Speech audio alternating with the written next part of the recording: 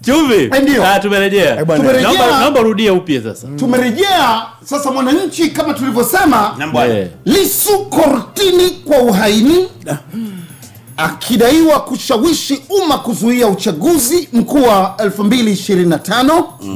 Ashtakiwa pia kwa kuchapisha maneno ya uongo kuhusu uchaguzi wa serikali za mitaa. Kuwahusisha polisi na wizi wa kura, aenda rumande. Sasa nilikuwa naisoma nukuu ya mwanasheria wake Dr. Ruge Meleza Nshala, anasema wao upande wa mashtaka wanajua sheria inawataka wanapomleta mtuhumiwa mahakamani upelelezi wake huo umekamilika, lakini kwa hili tunaona wanakiuka sheria. Maana upelelezi hujakamilika. Uhaini. Uhaini. Kamanda chini ya pia alizungumza jana. Maana jana simlikuwa tulizungumza asubuhi, akasema atatoa taarifa. Alishamaliza mapema. Akamaliza jana mchana. Akampasia kanda maalum. Akampasia huku. Kanda maalum. Alfajiri. Yaani yeye kaipisha. Alivyompasia tu akatamka. Bwana mimi nishamkabidhi. Tena hivi ninavyozungumza na nyinyi huyu alikuwa anahitajika, kuna upelelezi ulikuwa unaendelea tangia huko. Kwa hiyo mimi kazi yangu ni kumpeleka. Ndio maana nilikuwa ekaeka hapa. Kumnyakua. Kwa mfano ingekuwa sio kwa chili, labda angezidi kusogea pembeni.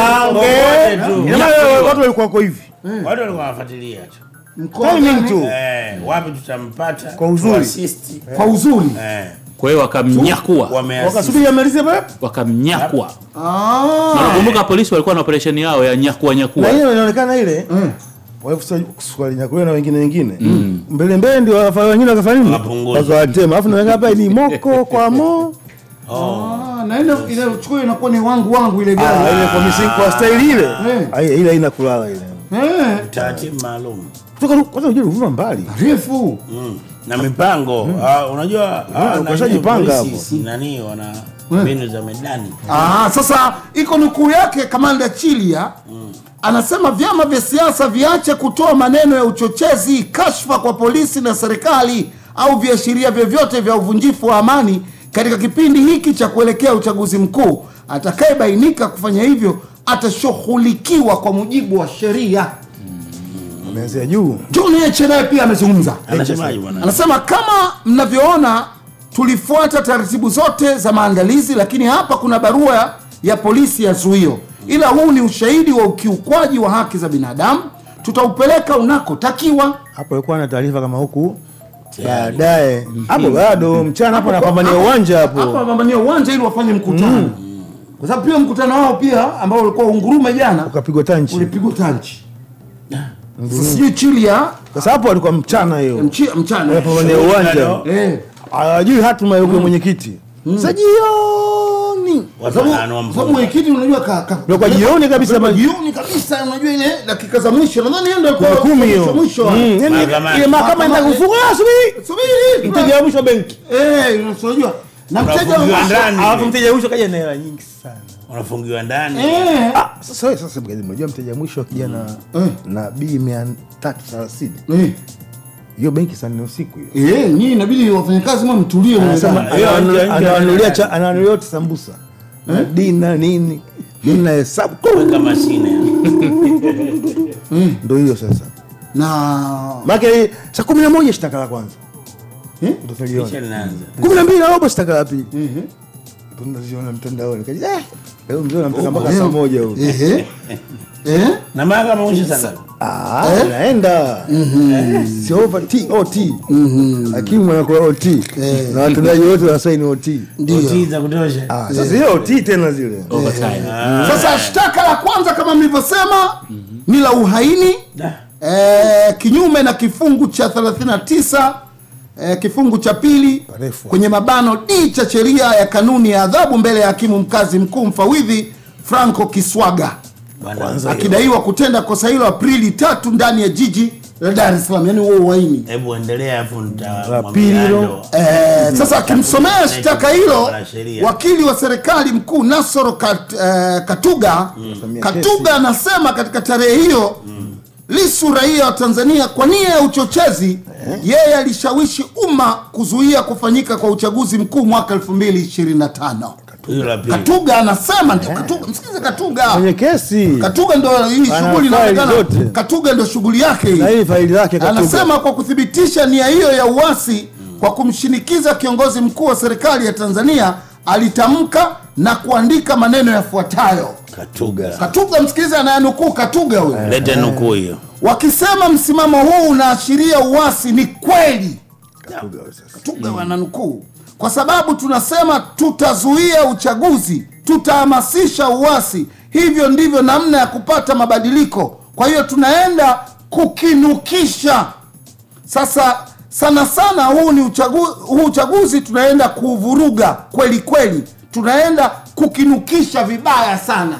Katuga ananukuu Katuga ananukuu kwamba huu ni uasi. Na Tundu Antipas Lissu, mwenyekiti wa Chadema, amekiri ni kweli kwamba huo ni uasi kwa mujibu wa nukuu ya Katuga. Katuga na klipu. Wewe unajua Katuga kwenye simu yake? Katuga kumbe kwenye simu yake, kwenye kompyuta yake. Katuga. Sasa Nipashe limeandika Lissu katika kashfa nzito. Ashtakiwa kwa kesi ya uhaini sio na dhamana. Wasaidizi wake walazimika kuvunja mlango nyumbani kupata dawa zake. Chadema unaona kwa mna watu nyumbani. Master yuko mwenyewe. Master au kuna wale umetoka. Wadoga sasa ungepigia simu aje na funguo. Emergency. Emergency ile ndio. Wazungu wanasema emergency has no rule. Bwana Bili watu waende nyumbani baba zamana tuvunje bwana. Emergency hapo dawa zinatakiwa unajua sasa. Mzee anataka dawa. Mzee anataka dawa. Unaona?